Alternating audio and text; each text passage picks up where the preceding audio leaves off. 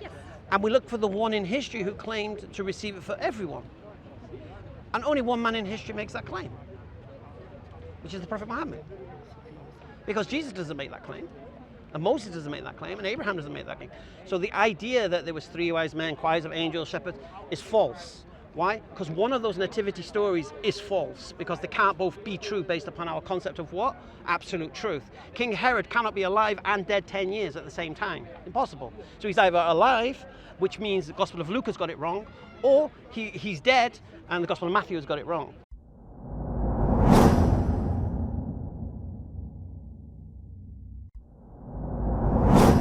Someone says, I believe this is true.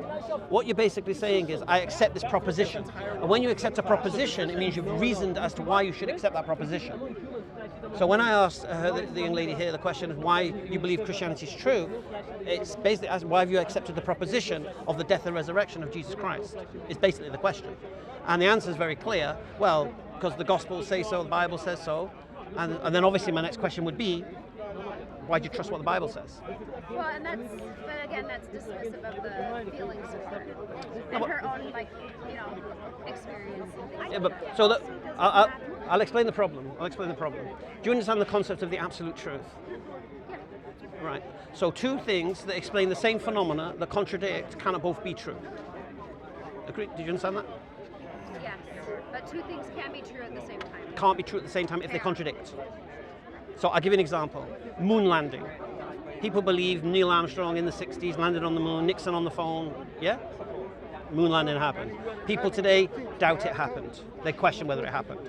So you've got people who believe the moon landing happened, and you've got people who dismiss the idea of the moon landing. Somebody's wrong. So they can believe as much as they like, and they can believe as much as they like. Someone's wrong. It's either landing happened or it didn't happen. The absolute truth is whether it did or didn't happen. That, whatever the answer is. You don't need to know the answer, but to understand the concept that it can only be one. They can't. But that's a very black or white. That's the whole point. So for example, Right. if I was conversing with an atheist, he doesn't believe God exists. I believe God exists. One of us is wrong. Yeah. Can't both be right. Okay, so if I feel, again, feelings, but if I love my daughter, Yeah. and I know I love her, but I do things that make her feel unloved. Her experience of feeling unloved is true. She feels Yeah, but it's not the reality, is it? You do love her. But I do love her, but her feelings. No, but her feelings are not. Her feelings are not the reality, are they? But it is her reality. No, but it's not the reality, is it? But it's her reality. No, but it's not the reality, is it? I understand. Because she's perceiving What do you mean by the reality, though? the actuality of things. So, for example, if you feel your mum doesn't love you because she's told you off and whatever, but the reality is your mum does love you, you're just perceiving that she doesn't. But That's her feelings. no, but that's the reality. But then When she tells you off, she's not telling you off because she likes shouting at you. She's telling you off because she cares for you and she wants the best for you, and she's got more experience than you, and therefore she can employ that. So this says, Just bear with me one assuming that second. we're all human and that our logic can be fallible, or that we don't know all. No. see all. I'm not claiming. So this is the point. Yeah. I'm not making the claim whether man did land or didn't land. Sure. I'm not making the claim God exists or doesn't exist. I'm not making the claim whether your mum loves you or Yes, don't. of Or course. don't. Right. Of course. But what I'm saying is only one of these answers can be true in reality, with regards to moon landing, with God existing and such. Same way as Christians, you believe in the death and resurrection of Jesus Christ. You can't be a Christian otherwise. In Islam, we reject the death and resurrection of Jesus Christ. Therefore, one of us is wrong. Either Jesus died and was resurrected, or he wasn't. So yeah, okay. Yes. So you can't be, can you?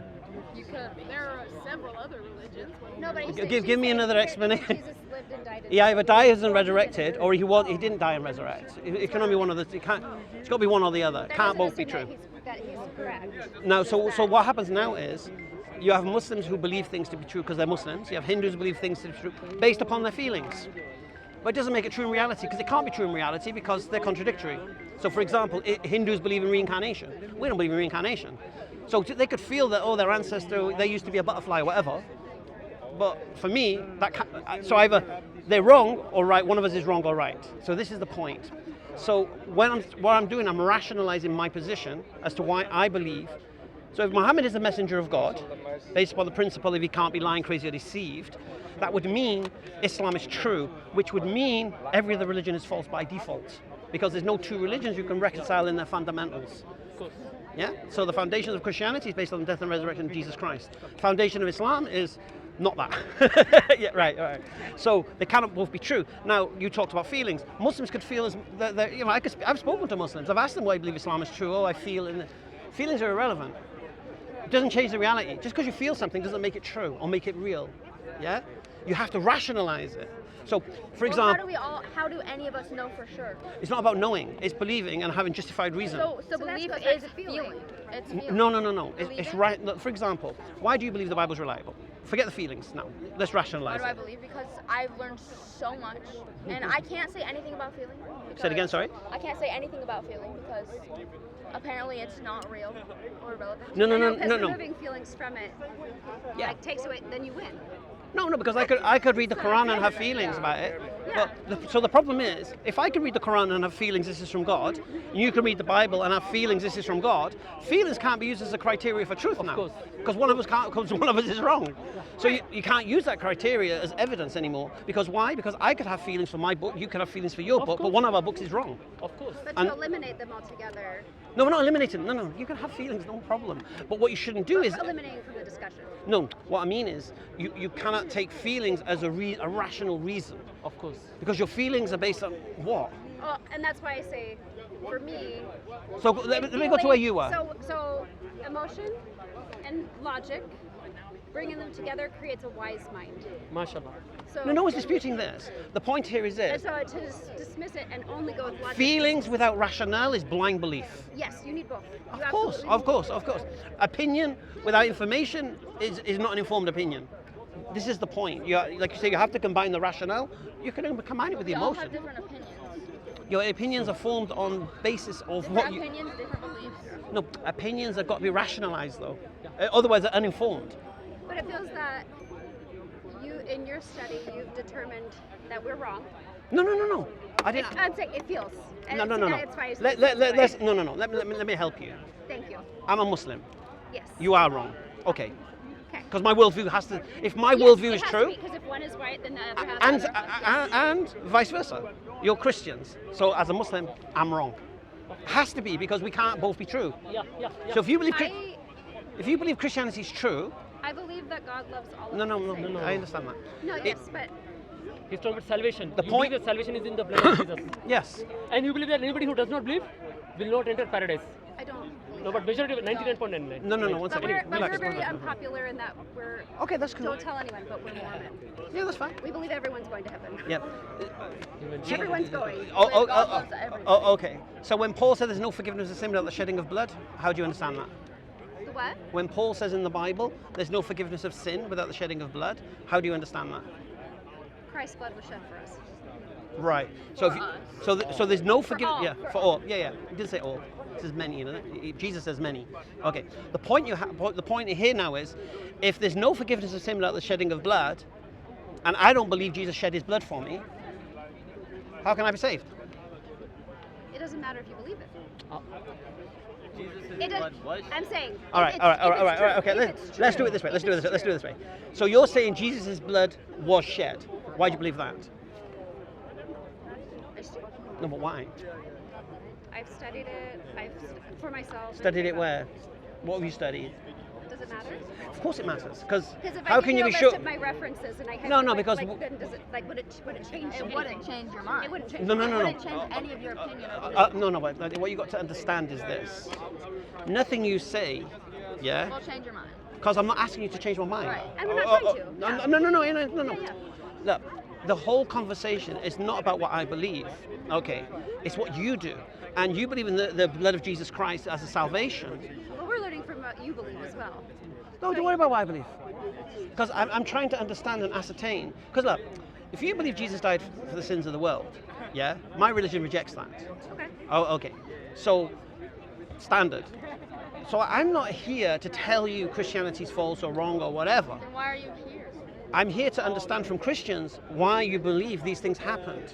Why, when you read the Bible, you believe you're reading reliable history. Because I can evidence that the New Testament gospel writers are not reliable. I can evidence this with facts. But again, our religion is unique in that we believe we have a prophet now.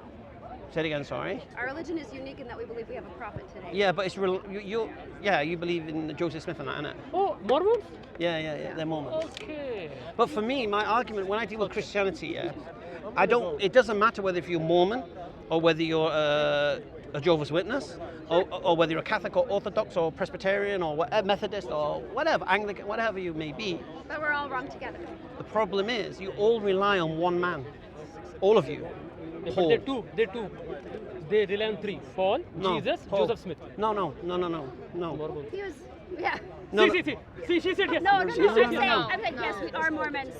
no. No, But that's not. I know it's them. much more complicated. The thing is, no. Yes. But what's not complicated, he's complicated it, I don't know why. Okay, what's not complicated, the whole foundation of Christianity, whichever version it may be, is Paul. Without Paul, there is no such thing as Christianity. Paul is the one who came up with the idea there's no forgiveness of sin without the shedding of blood. Paul's the idea came up with original sin. These are all Pauline ideas, Yeah. which were developed. So even if you come to Joseph Smith, he's still looking back at Paul. Without Paul, you have nothing. Of course. So Is he looking at Jesus? Is he looking at no, because what Paul taught was different to what Jesus taught. Of course. And the way we know this is because what the disciples taught was different to what Paul taught. So once you see the dichotomy between what the disciples taught, That's where it gets complicated because if we believe a prophet has direct communication with Christ. or he's not, or he hasn't. Or he hasn't. No, but that's what I'm saying. If we believe that. No. But if you start with the foundation, let's say you believe Joseph Smith was a prophet, yeah? You believe he was, yeah? He could read the tablets, no one else could. All this, I'm not going to go into that. Anyway, let's just say he was, and he relied on Paul, yeah? relied on Jesus? No. He relies on Paul. Well, because we have the Book of Mormon, which is separate. But the Book of Mormon is. See, I know it's making. No. But the Book of Mormon is attached to the King James Bible, isn't it? No. It is. No, It's no, like no. an It's an, apart from that. No. I have the Book of Mormon, but if you read it, doesn't Joseph Smith speak about the King James Bible? But it's separate from the Book of No, Mormon. I know it's a separate book, but the whole point is you believe in the King James Bible, isn't it? No, we believe in a different version. No, I know you believe in the Book of Mormon. You believe in the King James, no? We do. You do. That's how the cornerstone, I don't know why he's questioning of our it. religion is the Book of Mormon. No, I appreciate that, but it's based upon. Can you have the Book of Mormon without the King James Bible? Yes. You can know what Jesus did without the King James Bible. Yes. Yes. It's another testament Oh, really? of Jesus It's Christ. another Another text. It's a testament. completely separate text. Yeah, Okay, so yeah. okay. Sorry. Are you Mormon? We're learning. No, it's true. I mean, they're in India. So I are visit you them. saying to me as a Mormon you don't need Paul? I appreciate Paul. No, do you need him? Any of his teachings that you need? Where's original sin in the Book of Mormon, for example? We don't believe in that. Really? But Paul taught it. So you don't trust Paul either? We have prophets now that clarify for us. No, but Paul was getting revelation from Jesus. I know. But Paul was getting revelation from Jesus. Paul came late. He got revelation from Jesus according to him. And that's trusting that everything was translated correctly. So you don't trust Paul? I don't know if I trust the translators. I don't know. Well, everyone's I'm not as well rehearsed or prepared for this as you. I know. I'm sorry. I'm sorry I pounced on you, but Yeah. Give So me 6 every- months to I've been prepare. debating crazy Christians all day, so it's nice to meet someone who's level-headed that you can, Oh, yeah. No, seriously. Oh. Because Yeah, at well, least this you is didn't lovely. collapse I'm under learning a scrutiny lot, from yeah. my original. No, it's good because from the mouth of babes, truth can come. You know what I'm saying? So when young people speak, they say things, but obviously Gen Z, innit? So Generation X. So we're another story. So it's amazing, Gen Z and Gen X. But the point here is this: you have to rationalize your position. Yes. You have to rationalize it. If you don't, like for example, Yeah. let me ask you a question then. Why do you believe Joseph Smith could read those tablets? It's a very small part of what he did. I believe that it was through revelation from God. No, but why? When no one else could read the tablets, yeah. What do Going you back mean to by the very tablets? You know the gold tablets that came down. Oh, the book. Oh, the Yeah, gold the plate. gold Yeah, the gold plates. The gold Sorry, plates. yes, Yeah, sorry, yes, his tablets. yeah, Gold yeah. plates. Yes, yes. Only he could read them, isn't it? No one else could read them. Anybody that God called to read him, there were others that did. There were others. Read it. When he said he, Not just him. really? There were others. Yeah. So when the gold plates came down, you're saying he wasn't the only one who He could dug read them it. from the ground. Yeah, and he wasn't the only one who could read So it. there was another that asked for permission and was given the revelatory power briefly, It's gonna cost you arm and a and leg. he lost it. But anyway, it was that's a whole interesting part of the discussion. Oh, okay. But when Joseph Smith claimed he could read the tablet, yeah, or the plates, how could you be sure that was true? Wait, Why'd you believe it? He did. Could. You have to close that. again, through prayer and personal revelation. Yeah. I know, and that's where it's hard. Yeah. But the rational part to me is having a creator MashaAllah. Yeah. that loves his children and has created a plan for them to return to him. And he comes back to us. Yeah. See, here's the thing. You see, he asked the wrong questions to that gay guy. All right. Oh, that's Wrong my brother. questions. Yeah. Wrong question. Yeah. When it came to God, when he accepted God, what you should have said at that point is, who would know what God actually is? Rather than you going into having children and that, you should have said, who would know? And only God would know. And how would? And he's my brother. We were raised in the same house. Yeah. Oh, really? Yes. Yeah. I'm not attacking him for being gay, I'm just using a descriptive term so you know who I was speaking about. Okay, so the question should be, how would you know who God is? The only way you could possibly know is if God reveals that information. Yes. It's the only way you could possibly know. And then, so what we have to do then is look in history and look for those people who claim to have received this revelation. Okay? Yes. And we look for the one in history who claimed to receive it for everyone. And only one man in history makes that claim, which is the Prophet Muhammad. Because Jesus doesn't make that claim, and Moses doesn't make that claim, and Abraham doesn't make that claim, and Noah doesn't make that claim. Repeat the claim again. That their message that they've come with is for all mankind. See, that's what we believe our current prophet does. No, but that wouldn't matter, because if Muhammad is a prophet, because that's what he claimed, when you test his claim, if he's true or not, if he's true, there are no more prophets. If he's true. If he's true. Right. So what you need to do is, so you look in history, you look at Moses, you look at Abraham, look at Moses, and then you come to Jesus, and even Jesus said he only came for the children of Israel. So okay, so he's not the one. Then you see this man Muhammad making a claim he came for all of mankind. Then you see in the evidence in his life where he calls the Egyptians and the Byzantines and the Persians to come and worship the one God of Abraham. So he evidenced it by his actions. But Christ asked all to come to him. No? He said all. He said all. He said all. Everyone. Where did he say this? He saved for everyone. And where did he say this? It's in. I mean, I can't think of it off the top of my head, but I know that I can. In the Gospel of for Matthew sure. you're talking about? There's several, and in the Book of Mormon. The Bible, the Book of Mormon, several different texts that talk about Jesus Christ bring that up, how he sacrificed himself. No. But he said. The problem so is- that all may come unto me. The problem is, you can't trust the Bible. Yeah? And You can't trust the Bible. No, I'll tell you why. I trust it. All right, shall I tell you why you can't?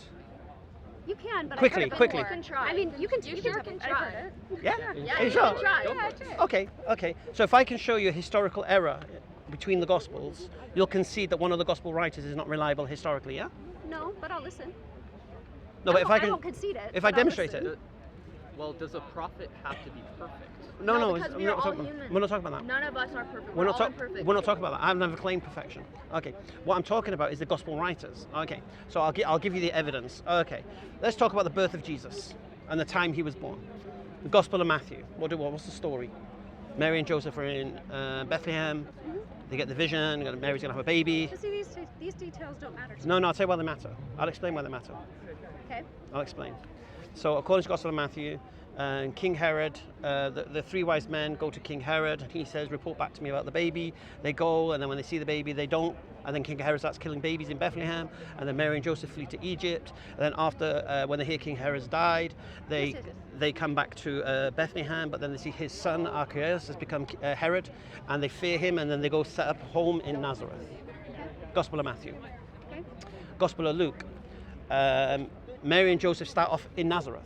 They don't start off in Bethlehem. They start off in Nazareth. Yeah, in the time when when Augustus Caesar calls a census, and Quirinius becomes governor of Syria, and he is the one who is in charge of the census. Okay, and because this is the story of Luke, yeah, and because Joseph hails from Bethlehem, he takes Mary to Bethlehem to fulfill the prophecy of Micah 2, the baby will be born, the Messiah will be born in Bethlehem. Okay. So we have two stories here.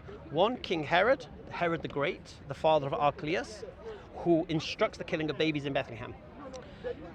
The problem you have, the census of Quirinius happened 10 years after King Herod died.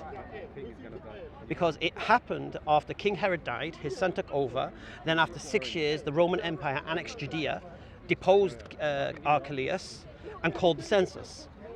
So you have. But if the facts aren't correct between two, No, so no. if I call my brother over here and ask him the story of our childhood, his recall of it and the detail in the No, but the order problem would you be have, I'll explain the different. problem you have. The one who's giving you these dates is Flavius Josephus, the Jewish historian. So Flavius Josephus says King Herod died in 4 BCE. Okay. Quirinius became governor of Syria and the census was in 6 CE. Okay, so there was a 10-year gap between King Herod dying and the census. But according to Luke, or according to Matthew, should I say, King Herod is alive and kicking. But according to the Gospel of Luke, he would have been dead 10 years.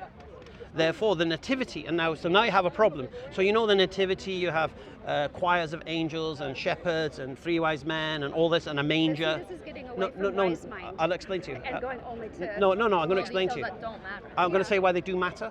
I'll explain to you why they do matter. Okay, because sometimes people miss the ramifications of what I'm saying. So the idea that there was 3 wise men, choirs of angels, shepherds, is false. Why? Because one of those nativity stories is false, because they can't both be true based upon our concept of what? Absolute truth. King Herod cannot be alive and dead 10 years at the same time. Impossible. So he's either alive, which means the Gospel of Luke has got it wrong, or he's dead and the Gospel of Matthew has got it wrong, which means the choirs of angels and the shepherds and the manger is only in the Gospel of Luke.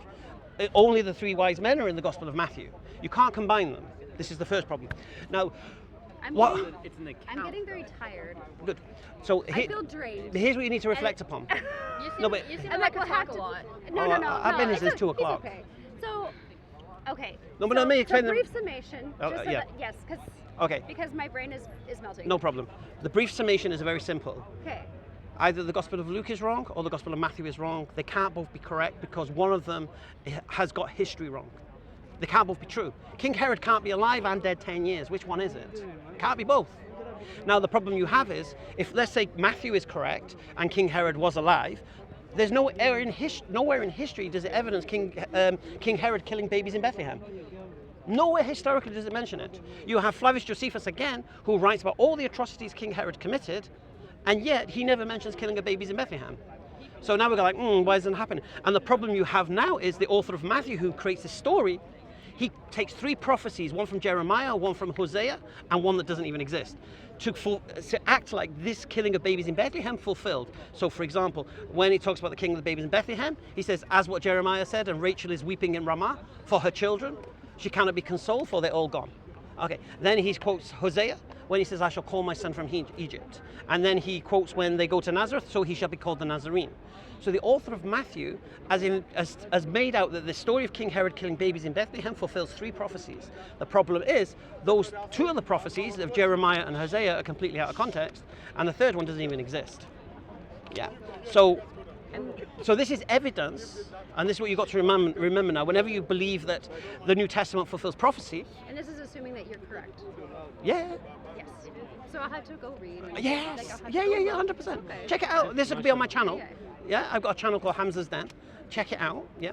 So what I'm saying, if this is what I'm saying is true, this is smoking gun evidence that the authors of the Gospels were manipulating history to create the illusion of fulfilling prophecy. Yeah. And once that happens, you got a problem. And if Luke is the one who's not historically correct, then you lose Acts, because he wrote Acts. So that's the ramifications of it. I'm not asking you to accept it's true. Yeah. Just check out if what I'm saying is true. Let me give you one of my cards. Yeah? And I invite you to refute me on anything I've said. Oh, I won't. But thank you. There you go. That's Okay. my channel. Okay. Thank you. You take care. Yes, you too. Thank you. Thank you, guys. Alhamdulillah. Conclusion? Yeah. Okay. So this was I think I don't know about the 5th time I've said this today, because Christians are not aware of this, that the Gospels are not historically reliable. Why? Exactly what I just evidenced.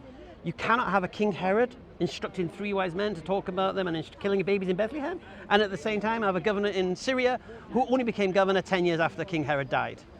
You can't have both, and you have to throw one of them away. And we can see that this is clear manipulation of history to create the idea and illusion of self-fulfilling prophecy. That's it. So whenever a Christian says to you, oh, I believe Christianity is true because prophecy is fulfilled by the Gospels, by Jesus in the Gospels, you only know this if you can rely on the Gospels. And you can't rely on the Gospels. Barakallahu feek. Barakallahu feek. Barakallahu feek. Jazak Allah Khair. Alhamdulillah.